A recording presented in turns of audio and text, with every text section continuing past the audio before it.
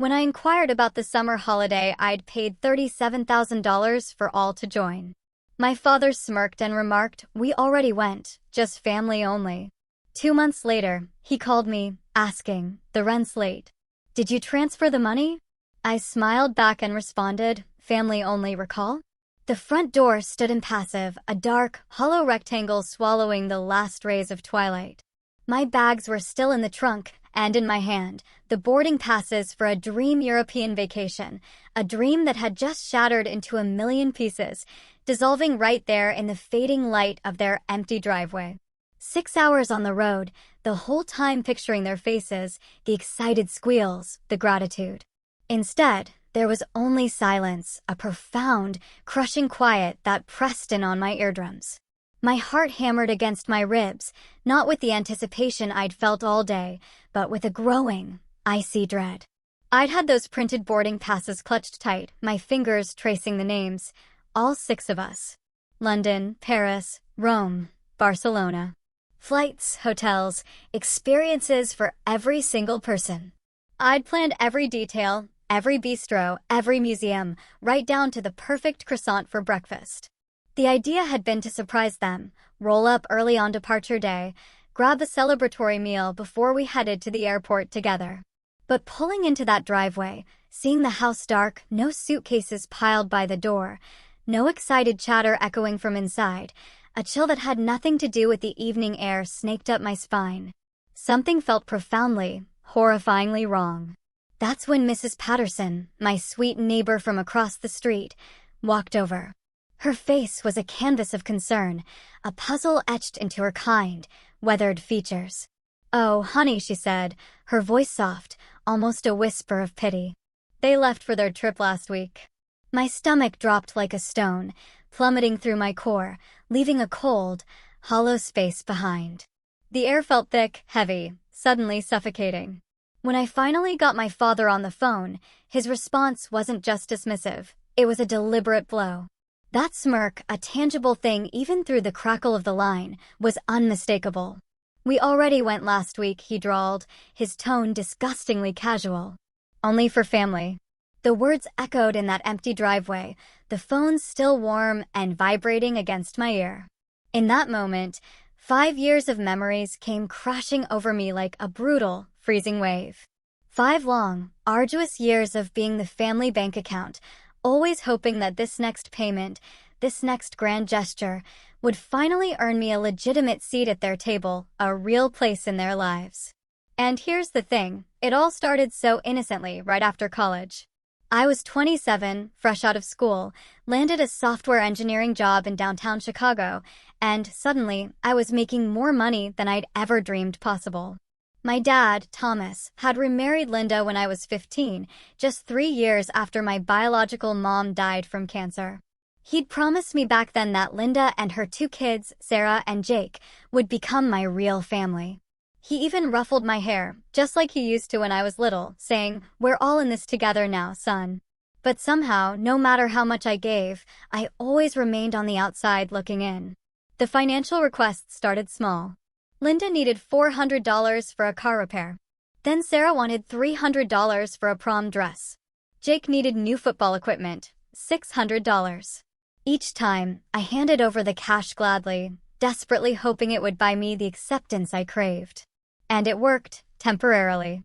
The amounts, however, grew.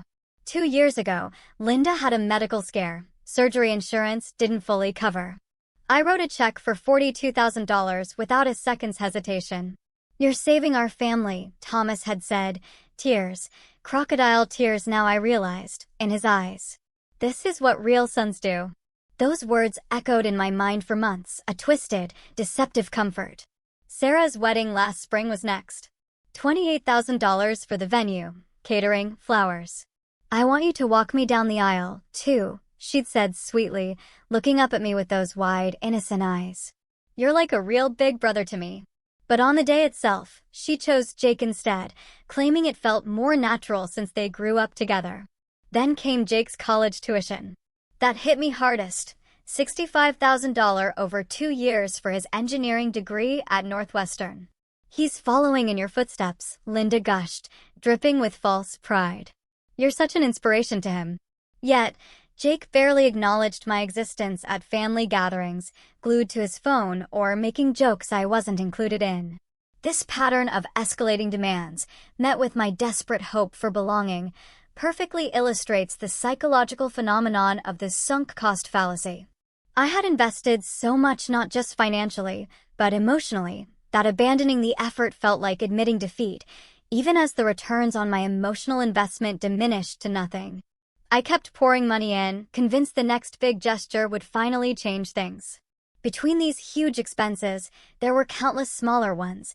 Linda's spa retreats for her anxiety, Thomas's golf club memberships, Sarah's down payment assistance for her first apartment, Jake's spring break trips with his frat brothers. Always accompanied by hollow promises that I was part of the family and how much they appreciated everything I did. The European vacation was supposed to be different. My idea, my gift to all of us. 3 weeks touring London, Paris, Rome, Barcelona. I researched every hotel, planned every excursion, booked every restaurant reservation. This was going to be our bonding experience, our chance to create memories together as a real family unit. I presented the idea at Easter dinner 3 months ago. I want to do something special for all of us, I announced, sliding the printed itinerary across Linda's dining room table. A celebration of our family. Linda's eyes had lit up, Sarah squealed, and Jake actually looked up from his phone. Thomas clapped me on the back, a heavy, almost possessive thump. This is incredible, son. You're incredibly generous. When do we leave? Linda had asked, already scrolling through hotel photos on her tablet. July 15th, I'd replied. I've already requested time off work. We'll have the best 3 weeks of our lives. Now, standing in that empty driveway with Mrs. Patterson's sympathetic eyes on me, I realized the horrible, gut-wrenching truth. They'd taken my gift and excluded the giver. But that was only the beginning of the nightmare. My phone buzzed, a notification from Sarah's Instagram. My hands trembled as I opened the app and saw the image that would haunt me forever, all 5 of them beaming in front of the Eiffel Tower. Thomas with his arm around Linda, Sarah, and Jake making silly faces. The caption, best family vacation ever. So grateful for this amazing trip. Love my family. Posted yesterday, the same day I was supposed to drive to their house for our departure. The comments below were even worse. You guys look so happy. Such a perfect family. Wish I could have joined you. Your family trips are always amazing. I scrolled through dozens of photos, them laughing over croissants in a Parisian cafe, touring the Colosseum, sipping wine in a Barcelona restaurant. Every single image was a knife through my heart. Not one photo showed an empty space where I should have been. Not one caption mentioned missing me. They'd seamlessly erased me from their adventure as if I'd never existed at all. My investment in this family had cost me more than money. It had cost me my dignity, my self-respect, and, apparently, my place at their table. My hands shook as I dialed Thomas's number again. This time, I needed answers. Real answers, not dismissive smirks and casual cruelty. He picked up on the 4th ring. I could hear laughter and clinking glasses in the background. They were probably at some expensive restaurant, toasting their successful deception with my money. What now, Freddie? His voice carried that irritated tone of someone interrupted during a celebration. I need you to explain this to me, I said, fighting to keep my voice steady, to keep the tremor from revealing the earthquake happening inside me. I paid for this trip. I planned every detail. I arranged my entire schedule around these dates. How could you leave without me? Look, we talked about it as a family, and, honestly, you wouldn't have enjoyed it anyway, he said, his casual dismissal feeling like a physical blow, a punch to the gut. You're always working, always stressed about deadlines and projects. We wanted to relax and have fun. I specifically requested vacation time for this trip. I shot back, my voice rising despite my efforts. I haven't taken a real vacation in 3 years because I've been working to pay for everyone else's needs. That's your choice, Thomas replied coldly. Nobody forced you to do any of that. Dad, this was supposed to be our family bonding experience. I spent $37,000 because I wanted us to create memories together. Then I heard Linda's voice, a high, reedy whine in the background. Tell him he's being too serious about this. It's just a trip. Did you hear that? Thomas asked, a hint of smugness returning. Linda thinks you're overreacting, and honestly, so do I. You always get weird about these things. Weird about what things? I yelled, the dam finally breaking. About being excluded from family events that I pay for? Can you hold on a second? The phone went quiet except for muffled voices. I strained to listen, catching fragments. Just get him off the phone, Linda hissed. He's ruining our last night in Barcelona. Then Sarah's voice chimed in, annoyingly sweet. Tell him we'll make it up to him somehow. When Thomas came back on the line, his patience had clearly expired. Listen, Freddie, we're trying to enjoy our last evening here. We'll talk about this when we get home. Put Sarah on the phone. I demanded, my voice raw. I want to hear directly from her why she thought this was acceptable. Sarah doesn't want to talk to you right now. You're being dramatic. Put her on the phone, Thomas. No. I heard him sigh heavily, followed by rustling and whispered conversations. Finally, Sarah's voice came through, but it lacked any of the warmth I'd grown accustomed to. Hi, Freddie, she said flatly. Sarah, I need you to help me understand this. I planned this entire trip as a gift for our family. How could you go without me? Look, we had a family meeting about it, and we decided that this should be more of a bonding experience for the core family unit. You know, people who actually grew up together. Her words hit me like ice water, shattering any last vestiges of illusion. The core family unit. I've been part of this family for 17 years. But not really, though, she pressed on, the cruelty escalating. I mean, your dad's son from his first marriage. Linda is our mom. Jake and I are actual siblings. It's different. Different how? I've paid for your wedding, your brother's education, your mother's medical bills. How is that different? That was your choice, Freddie. We never asked you to be our personal ATM.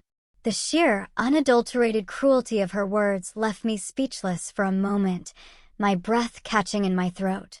In the background, I heard Jake's voice, loud and clear. Is he still whining about the trip? Tell him we upgraded to the presidential suite in Rome with the money we saved on his ticket. Sarah giggled. Jake says, Hi, you upgraded with money that was supposed to pay for my portion of the trip? Well, yeah. I mean, why waste it? We figured since you weren't coming, we might as well make the experience better for the people who were actually there.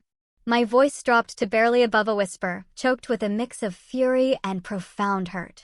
Sarah, do you have any idea how much money I've spent on this family over the past 5 years? And that's not really our problem though, is it? You chose to spend that money. Nobody put a gun to your head. Thomas's voice returned to the phone, hard and unyielding. Freddie, you're being ridiculous about this. You'll get over it like you always do. We need to go now. Our dinner reservation is in 20 minutes. Wait, I'm not finished talking about this. Yes, you are. We're on vacation and you're ruining it with your attitude. We'll discuss this when we get home if you're still upset. The line went dead.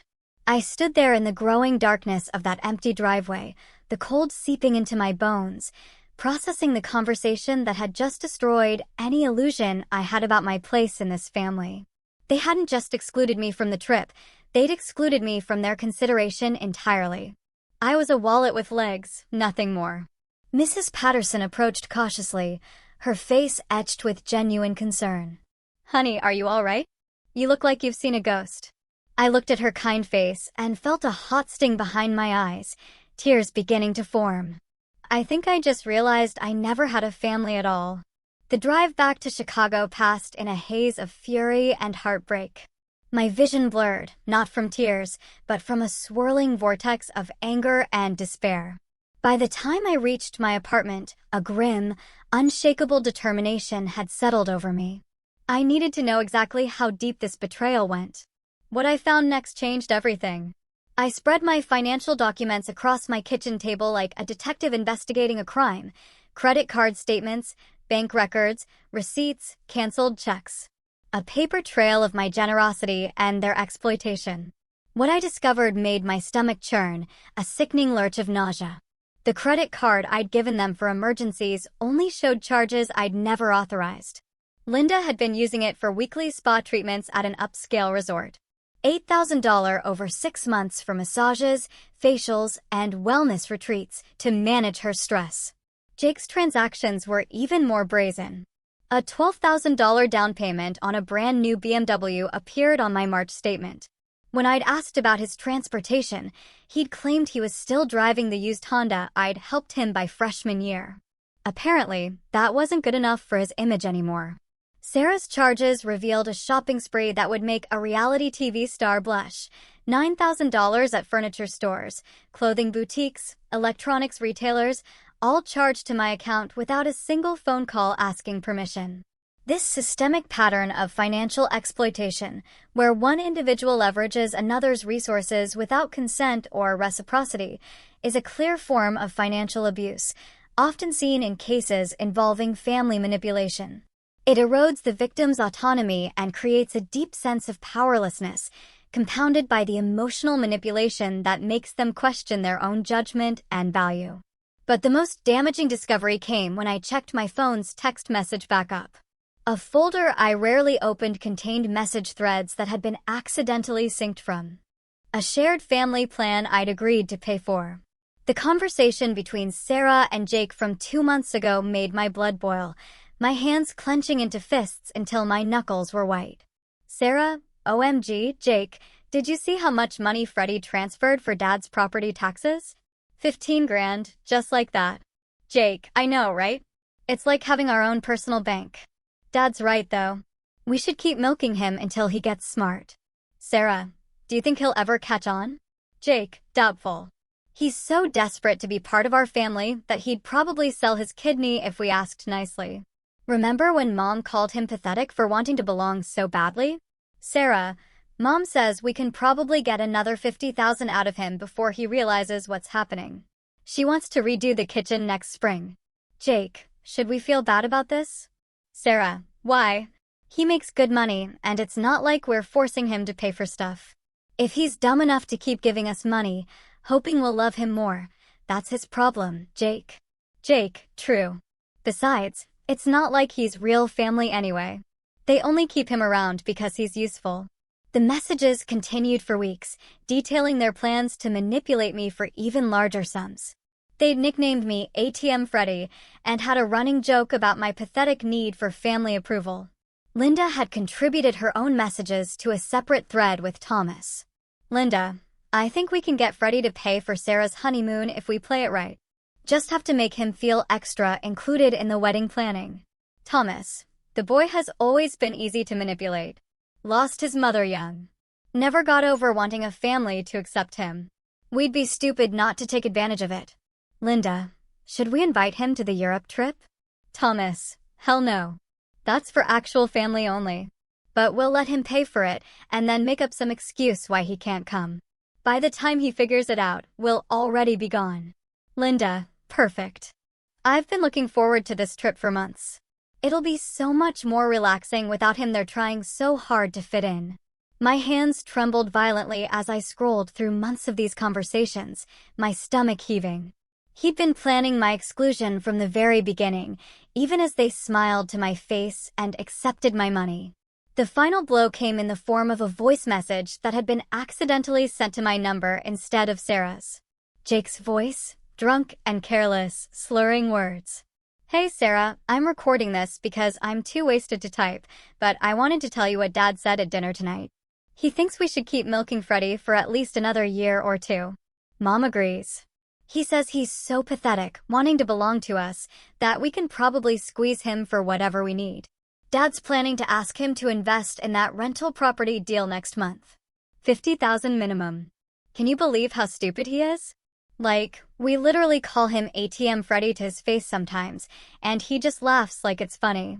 Anyway, I'm going to pass out now. See you tomorrow. I played the message 3 times, each word cutting deeper than the last, slicing through any remaining threads of self-deception. They weren't just using me financially. They were laughing about it, celebrating their ability to manipulate someone desperate for family connection. The rental property Jake mentioned triggered another memory. 3 weeks ago, Thomas had casually mentioned a great investment opportunity that we should discuss soon.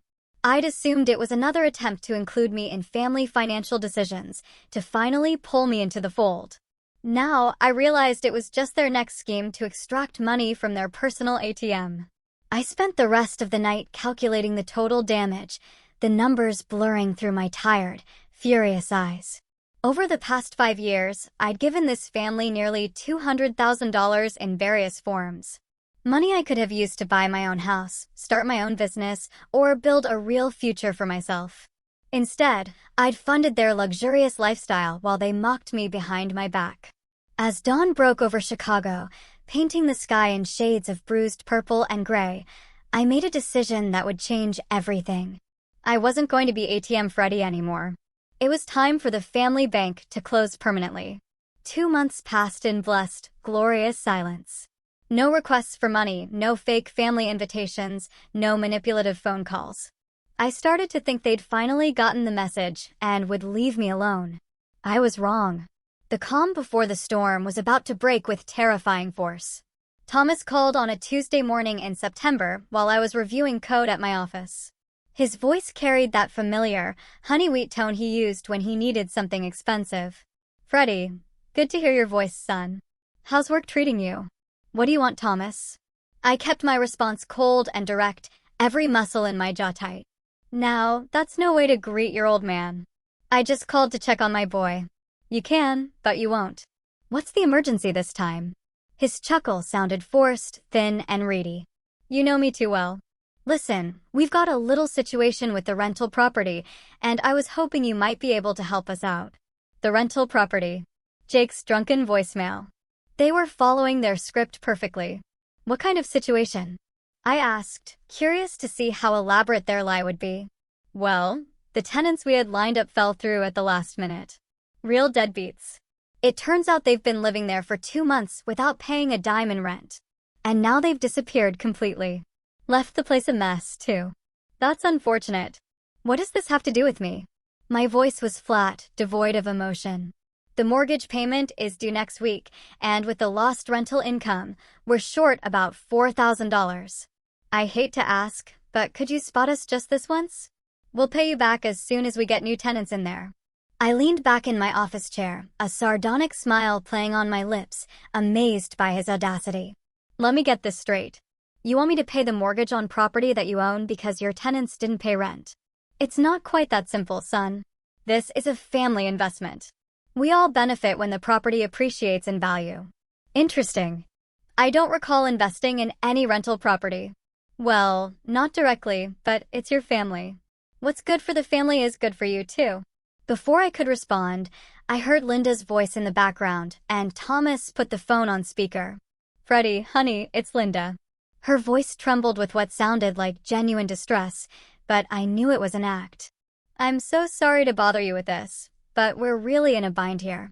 The bank is threatening foreclosure if we don't make the payment by Friday. Foreclosure seems extreme for one missed payment." "Well, we might have missed the last 2 payments as well," Thomas admitted reluctantly. "That's only because of the tenant situation." Sarah's voice joined the conversation, the practiced sweetness back. "Uncle Freddy, I'm really worried about Mom and Dad losing the house. And if they lose it, where will Emma and Tyler stay when they visit their grandparents?" Sarah was playing the grandchildren card, referring to her 2 young kids. She'd never called me Uncle Freddy before in her life, but apparently desperate times called for creative relationship definitions. "It sounds like a serious financial crisis," I observed, my voice still unnervingly calm. "Have you considered selling the property?" "We can't sell it right now," Linda said quickly. "The market's terrible and we'd lose money. But if we can just get through the next few months, everything will turn around." Jake's voice appeared from somewhere in the background. "Tell him about the new tenants we have lined up, the ones with perfect credit scores." "That's right." Thomas jumped on this thread, the lies flowing so smoothly that I almost admired their coordination. Almost. "We've got a young professional couple very interested in signing a 2-year lease. They just need to finalize their job transfers, and they'll be ready to move in next month." "You know what's funny about this whole situation?" I said, letting a smile creep into my voice, a smile that felt sharp and dangerous. "What's that, son?" The line went quiet for several long seconds, the sudden absence of their chatter almost comical. Finally, Thomas cleared his throat. I'm not sure what you're referring to, Freddie. Oh, I think you remember. Something about a European vacation that was only for family. Family that apparently doesn't include the person who paid for it. Linda's voice became defensive, sharp. Now, Freddie, that was completely different. This is a real emergency. You're right, Linda. It is completely different. Back then, I was asking to be included in something I'd already paid for. Now, you're asking me to pay for something I'm not included in. This isn't the same thing at all. Sarah protested, her voice wavering. This is about helping family during a crisis. Family, I repeated slowly, tasting the word on my tongue, letting its hollowness resonate. That's an interesting concept. Tell me, Sarah, during your family meeting about the Europe trip, did anyone mention that the person paying for the vacation might want to attend? Another long, agonizing silence. Look, we all said some things we didn't mean, Thomas finally offered, his voice strained. People get excited about vacations and don't think clearly. But this situation is about our financial survival. Your financial survival? I corrected, my tone unwavering. Let me ask you something, Dad. If I pay this $4,000, will I be invited to the next family gathering? Of course you will, son. You're always welcome. Will I be included in family photos? Absolutely. Will I stop being referred to as ATM Freddie? The silence that followed was deafening. Even over the phone, I could feel their collective panic. I don't know what you're talking about, Thomas stammered. Surely you do. Just like you know about the unauthorized charges to my credit card, the property taxes I've been paying on a house that's not mine, and the rental property that somehow became my financial responsibility without my knowledge or consent. I heard frantic whispering in the background, a cacophony of fear, before Thomas returned to the phone. Freddie, I think there's been some miscommunication here. Maybe we should sit down face to face and work this out. Oh, I think we're communicating perfectly clearly right now. You need $4,000 for a rental property mortgage. You're calling the family ATM to make a withdrawal. Isn't that how this relationship works? Son, you're being unfair. We've never treated you like an ATM. I laughed out loud at that, a dark, bitter sound. You literally have me saved in your contacts as ATM Freddie. Jake told Sarah about it in a voicemail he accidentally sent to me. More frantic whispering followed, then what sounded like a minor argument before Thomas came back on the line, his voice laced with desperation. Look, whatever problems we've had in the past, we can work through them. Right now, we need to focus on solving this rental property situation. Will you help us or not? I let the question hang in the air for a long moment, savoring the desperation I could hear creeping into his voice, the shift from entitlement to pleading. You know what, Dad? I said, my voice steady, finally free of the tremor of hurt. I'm going to give you the same answer you gave me when I asked about the vacation I paid for. What's that supposed to mean? Only for family, remember? I hung up the phone and turned off my ringer, the click echoing in the sudden quiet of my office. For the first time in years, I felt a deep, profound sense of liberation. The satisfaction of hanging up on Thomas lasted exactly 12 minutes before my phone started buzzing with a relentless barrage of text messages, voicemails, and missed calls. They were panicking, and their desperation was showing. Linda, Freddie, please call us back. We can work this out. Sarah, Uncle Freddie, please don't let pride ruin our family relationship. Mom and Dad really need your help. Jake, dude, can we talk?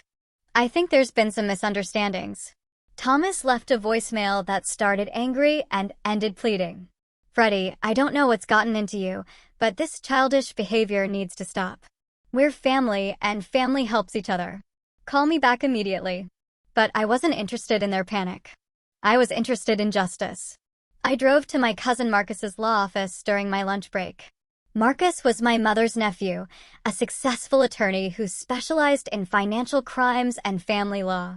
He'd stayed close over the years, bonding over our shared memories of my mother and our mutual understanding of complicated family dynamics. Freddie. Marcus stood up from his desk with a genuine smile, a flash of warmth in the sterile office. What brings you to my legal lair? I spread my documentation across his conference table: bank statements, credit card bills, text message printouts, voicemails transcribed to text, and a detailed timeline of financial transactions dating back 5 years. Marcus whistled low as he reviewed the evidence, his eyebrows raising higher with each page. This is extensive. Tell me what's been going on. I walked him through the entire story, from my mother's death and Thomas's remarriage to the European vacation betrayal and this morning's rental property scam. Marcus took notes, his expression growing more serious with each detail, asking clarifying questions with surgical precision. Freddie, this isn't just family drama. This is criminal activity. They've committed credit card fraud, identity theft, and possibly tax fraud, depending on how they've been handling your financial contributions. Tax fraud? Have I been claiming any of these expenses as gifts on your tax returns? No, I assume they were handling their own tax situations. Marcus pulled out his laptop and started typing furiously. I'll need to verify this, but I suspect Thomas has been claiming you as a dependent for tax purposes while also claiming these payments as business expenses or family support. It's a common scam that can result in serious penalties. He was right. 20 minutes of research revealed that Thomas had been filing fraudulent tax returns for 3 years, claiming me as a dependent despite the fact that I lived independently and made more money than the rest of the family combined. The tax benefits he'd received totaled over $12,000 in false refunds. This gets better, Marcus continued, scrolling through property records on his computer. Tell me about this rental property they want you to pay for. I explained Thomas's story about problem tenants and missed mortgage payments. Freddie, look at this. Marcus turned his laptop screen toward me. According to public records, this property is registered solely in your name. The mortgage application lists you as the primary borrower and owner. My jaw dropped, hitting my chest. That's impossible. I never signed any mortgage documents. Someone did, using your financial information and credit score. This is identity theft. Plain and simple. But here's the interesting part. Since the property is legally in your name, you actually own it. If they're living there without paying rent to you, they're essentially squatting in your house. The irony was beautiful, a perfect, bitter symmetry. They'd committed fraud to put a property in my name, thinking they could make me pay for it while they lived there rent-free. Instead, they'd accidentally given me ownership of their home. The psychological impact of identity theft extends beyond financial damage. It's a profound violation of personal autonomy and security, leaving victims feeling exposed and betrayed by the very systems meant to protect them. It shakes the foundational trust one has in their own identity and the people around them. What are my options? I asked, my voice barely a whisper, a strange mix of disbelief and dawning clarity washing over me. Marcus grinned, and I saw a hint of the mischievous kid who used to help me prank our relatives at family reunions. Oh, you have several delicious options. We can file criminal charges for the credit card fraud and identity theft. We can report the tax fraud to the IRS. We can initiate eviction proceedings against your squatters, and we can sue them in civil court for the money they've stolen. All of that sounds expensive. Not really. The criminal charges don't cost you anything. The state handles prosecution. The IRS investigation is free and actually pays you a reward if they recover money. The eviction is straightforward since you have clear ownership. And the civil suit, well, we'll structure it so they pay your legal fees when you win. I felt a strange, serene calm settling over me. This wasn't about revenge anymore. This was about justice. Let's do it all, I said, the words feeling right and strong on my tongue. Marcus started making calls while I completed paperwork. Within 2 hours, we'd filed police reports for credit card fraud and identity theft, submitted documentation to the IRS regarding Thomas's fraudulent tax returns, and initiated formal eviction proceedings against my stepfamily. The eviction notice will be served tomorrow, Marcus explained. As we finish the paperwork, they'll have 30 days to vacate the property. After that, sheriff's deputies will physically remove them and their belongings. What about the criminal charges? The credit card fraud is ironclad. They used your accounts without permission for personal expenses totaling over $40,000. That's a felony in Illinois. The identity theft charges related to the mortgage fraud add another layer of serious criminal liability. My phone buzzed with another call from Thomas. I showed the screen to Marcus. Answer it, he suggested, a glint in his eye, but keep it short. And remember that everything you say might be used in legal proceedings. I picked up the call, my heart thumping a triumphant rhythm. Hello, Thomas. Thank God. Listen, we need to talk about this rental property situation. The bank called and they're being very aggressive about the missed payments. I'm sure they are. It's difficult when people don't pay their mortgages on time. Right? Exactly. So, can we count on your help with the $4,000? I looked at Marcus, who was grinning and recording the conversation on his phone. Actually, Thomas, I've been thinking about our conversation this morning, and I've decided to take a more active role in this rental property situation. That's fantastic, son. I knew you'd come through for the family. Oh, I'm definitely coming through. In fact, I'm coming through so thoroughly that I've decided to personally handle all future rental management for the property. What does that mean exactly? The underlying tremor of fear was audible now. It means that as the legal owner of the property, I'll be taking possession of it immediately. I've already filed eviction papers against the current occupants who have been living there without paying rent. The silence that followed was so complete that I wondered if the call had dropped. Freddie, Thomas finally said, his voice barely above a whisper, laced with utter disbelief. What are you talking about? I'm talking about taking control of my own property, Dad. The property that's been registered in my name without my knowledge or consent. The property I've been paying for while other people live in it for free. You can't do that. We live there. But legally, you don't. Legally, you're squatters on my property. But don't worry, I'm giving you the full 30 days required by law to find somewhere else to live. The line exploded with voices as Thomas apparently put me on speaker and shared the news with Linda, Sarah, and Jake. I heard crying, shouting, and what sounded like furniture being thrown. We'll fight this in court.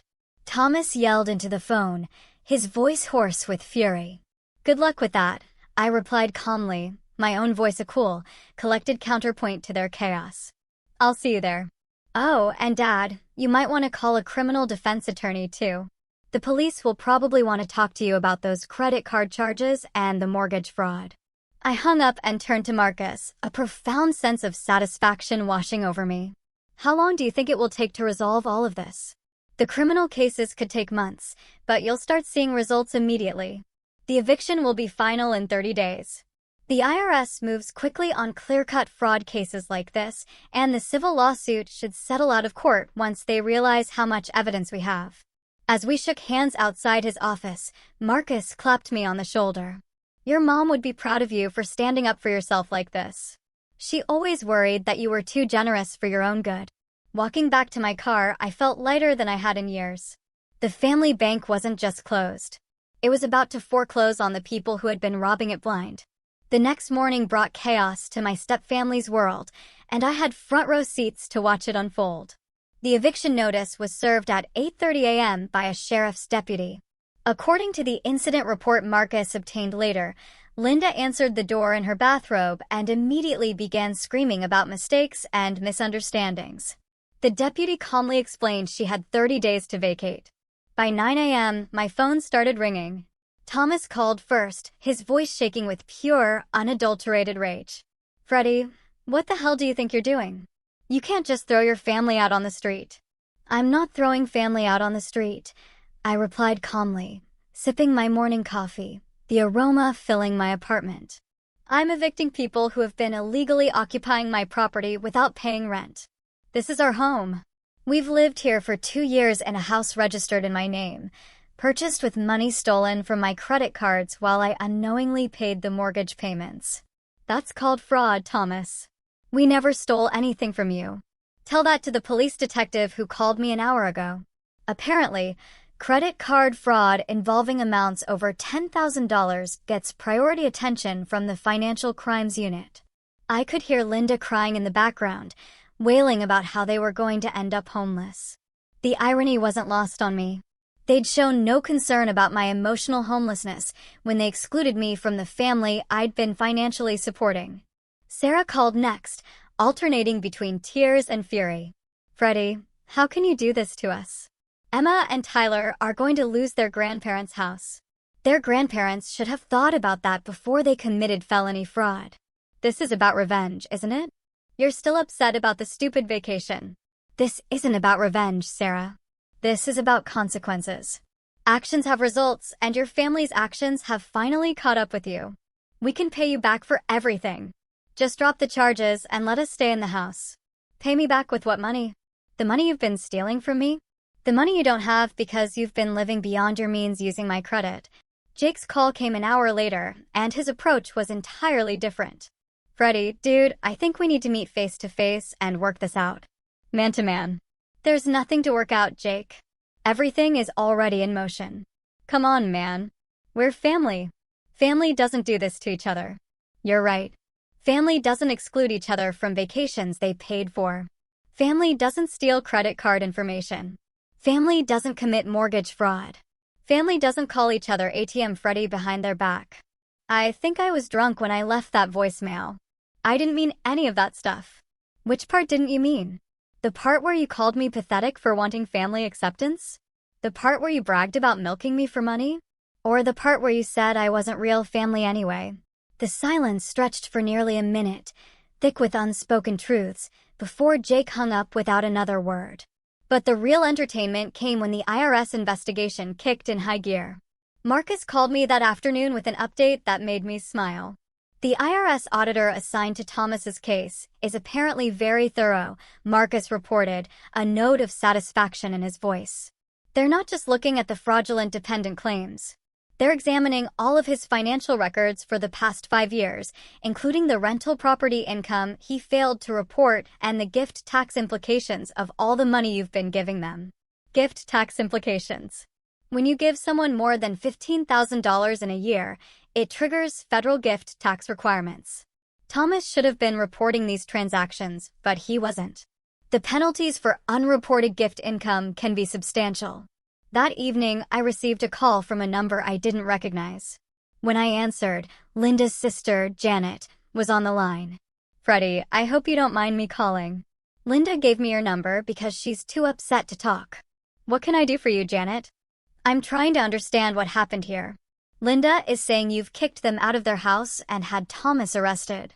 Thomas hasn't been arrested yet, but he probably will be. And I didn't kick them out of their house. I evicted them from my house that they were occupying illegally. I walked Janet through the entire situation, sharing details that Linda had apparently omitted from her tearful phone call. By the end of our conversation, Janet's tone had completely changed, from questioning to horrified understanding. My God, Freddie. I had no idea they were treating you this way. Linda always made it sound like you were just being generous, because you love the family so much. I was generous because I loved the family. They took advantage of that love and turned it into a business model. What can they do to fix this? At this point, nothing. The criminal charges are out of my hands. The state is prosecuting the fraud cases.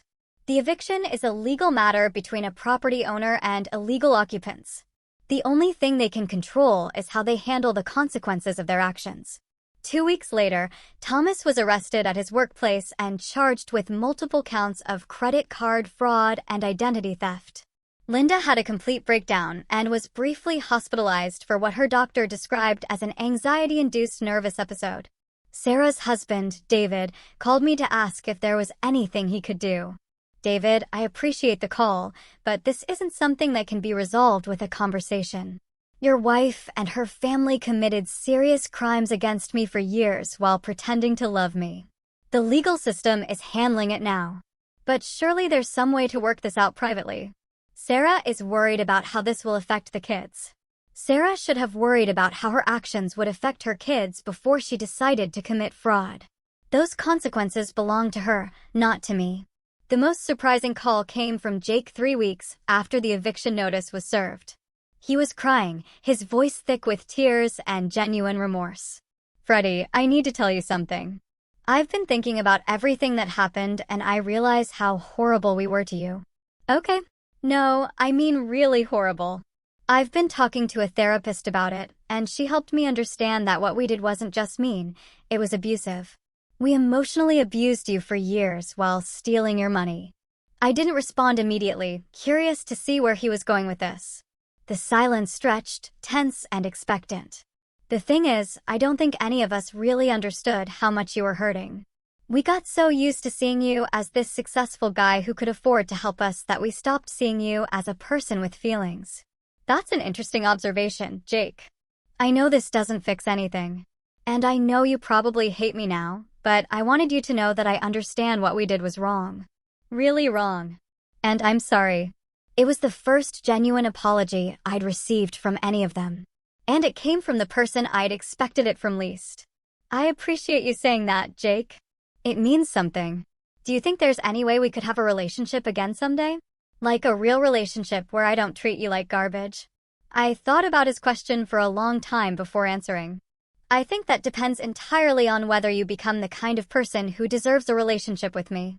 After I hung up, I realized that Jake's apology had been the first step towards something I hadn't expected, the possibility of genuine healing. But that healing would have to wait until justice had been fully served.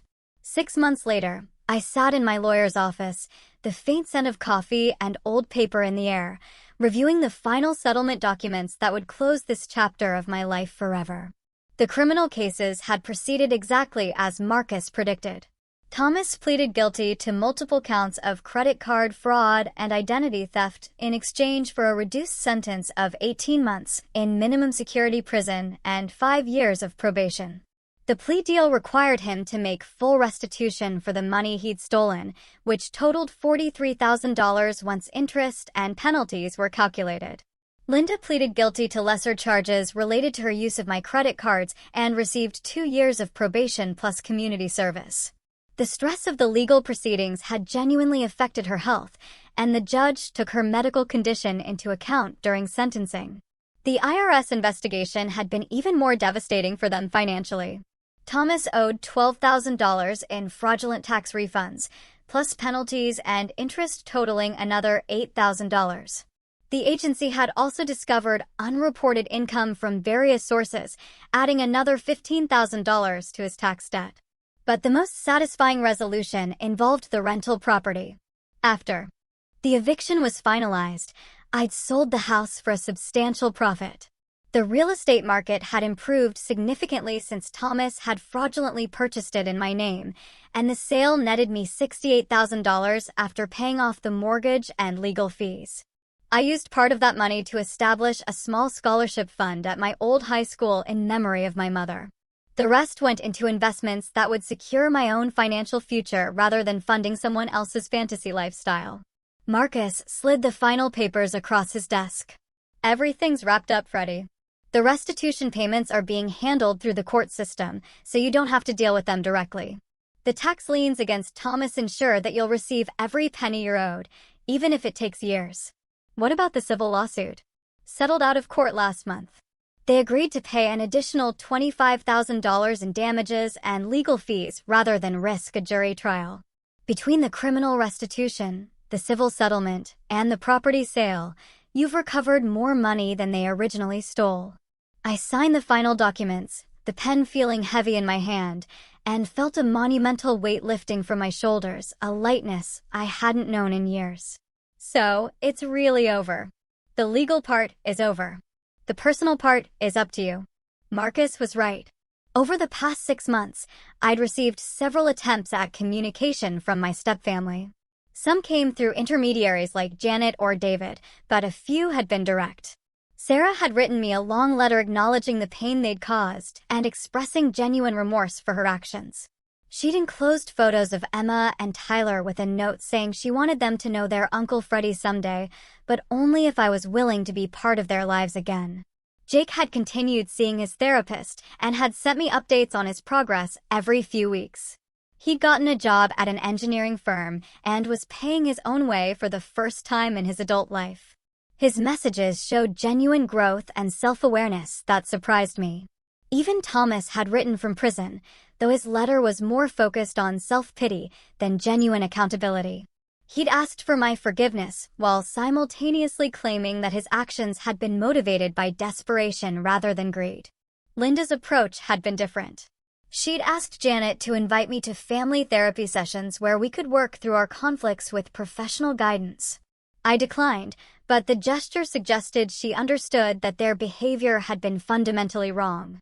Healing from deep betrayal, especially from family, often requires a nuanced understanding of forgiveness versus reconciliation. Forgiveness is an internal process, releasing the emotional burden for oneself, while reconciliation involves re-establishing a relationship, which demands genuine remorse, consistent behavioral change, and healthy boundaries from all parties involved. The most meaningful communication had come from Jake's girlfriend, Ashley, whom I'd met briefly at family gatherings. She'd called to tell me how the legal consequences had affected Jake personally. "He talks about you all the time," she'd explained, her voice earnest. "Not asking me to call you or anything like that, but processing what happened between you all. I think he really understands now how much he hurt you, and it's changed him. He's become someone I actually want to be with long term." 3 weeks after the legal settlement was finalized, I made a decision that surprised even myself. I called Jake. "Oh, Freddie."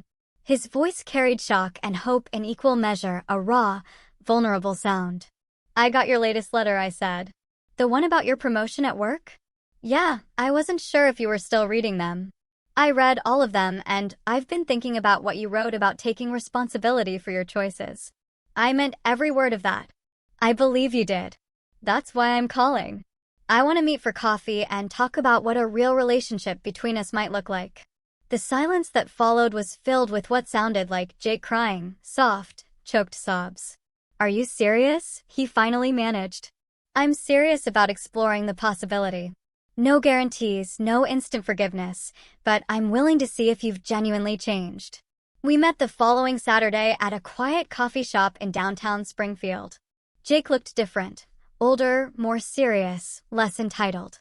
He'd lost weight and carried himself with less arrogance than I remembered. "Before we start talking about the future, I need to hear you acknowledge what really happened," I told him, looking him straight in the eye. "We used you," Jake said without hesitation, his gaze steady, unflinching. "We took advantage of your love for our family and turned it into a source of income. We excluded you from things you paid for, mocked you behind your back, and treated you like you were disposable. We were cruel, and there's no excuse for any of it. Why did you do it?"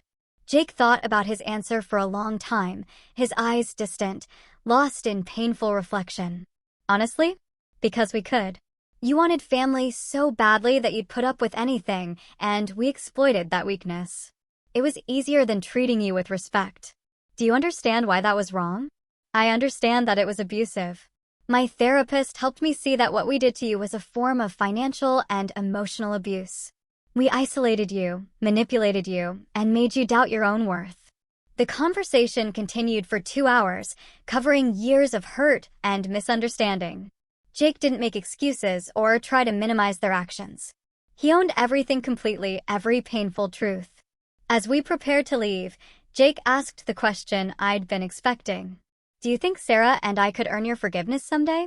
"I think Sarah already has, based on her letter and her actions since this all started. You're on the right track, but forgiveness isn't something you earn. It's something I choose to give when I'm ready." "What about Dad and Linda?"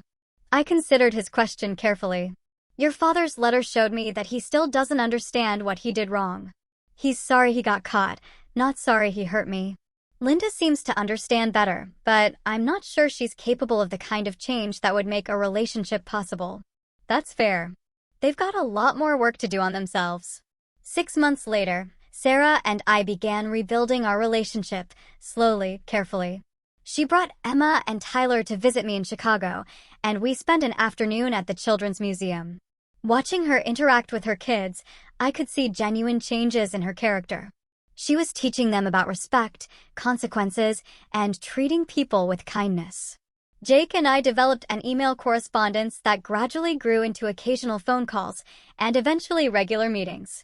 He'd found his own identity outside of the family's toxic dynamics and was becoming someone I genuinely liked as a person. Thomas served his full 18-month sentence and returned to Springfield with minimal resources and limited job prospects. The financial restitution requirements would follow him for years, ensuring that he couldn't rebuild his lavish lifestyle quickly. We had no contact during this period, and I felt no desire to change that. Linda struggled with depression and anxiety, but according to Sarah, she was working with a therapist and taking responsibility for her actions. She'd asked through Sarah if I would be willing to receive a letter from her, but I wasn't ready for that level of communication yet. 2 years after the final legal settlement, I received an unexpected call from Thomas. His voice was humble, in a way I'd never heard before, stripped of its arrogance. "Freddie, I know I'm probably the last person you want to hear from, but I wanted to call and tell you something important." "What's that, Thomas?" "I've been going to counseling in a program for people who've committed financial crimes against family members. It's helped me understand that what I did to you wasn't just theft. It was betrayal of the worst kind. I betrayed the trust of someone who loved our family." I listened without interrupting, my breath held, curious to see if he'd genuinely changed. "I know I can't undo the damage I caused, and I know I don't deserve your forgiveness, but I wanted you to know that I understand what I did was wrong, and I'm working every day to become the kind of person who would never hurt someone who cared about our family." "What do you want from me, Thomas?" "Nothing. I don't want anything from you, son. I just wanted you to know that losing you made me realize what I'd thrown away. You were the best thing about our family, and I destroyed that because of greed and selfishness." It was the first conversation we'd had where Thomas didn't ask me for anything, and the first time he'd taken complete responsibility for his actions without making excuses. "I appreciate you saying that," I told him, a glimmer of something akin to hope igniting within me. "Do you think there's any chance that someday, maybe years from now, we might be able to have some kind of relationship again?" I thought about his question for a long time. "I think that depends entirely on whether you continue becoming the kind of person who deserves a relationship with me. Right now, you're not there yet, but you're moving in the right direction." Today, 3 years after that devastating phone call in my father's driveway, I have a small but genuine family. Sarah and her children are regular parts of my life, and she's become the sister I always hoped she could be. Jake and I have developed a friendship built on mutual respect rather than financial obligation. Thomas and I exchange Christmas cards and brief updates through Sarah, but we haven't rebuilt a personal relationship yet. That may come with time, or it may not. I've learned that forgiveness doesn't require reconciliation. Linda and I have no direct contact, but I've heard through the family that she speaks about me with regret and respect. That's enough for now. Most importantly, I've learned to value myself enough to demand authentic relationships. I no longer confuse generosity with love or mistake financial support for family connection. The people in my life now care about me as a person, not as an ATM. My mother would be proud of the man I've become and the family I've chosen to build. The family bank is permanently closed, but the family itself, rebuilt on honesty and respect, is stronger than ever. When faced with deep betrayal, especially from those who claim to love you, how do you decide where the line between forgiveness, justice, and self-preservation truly lies?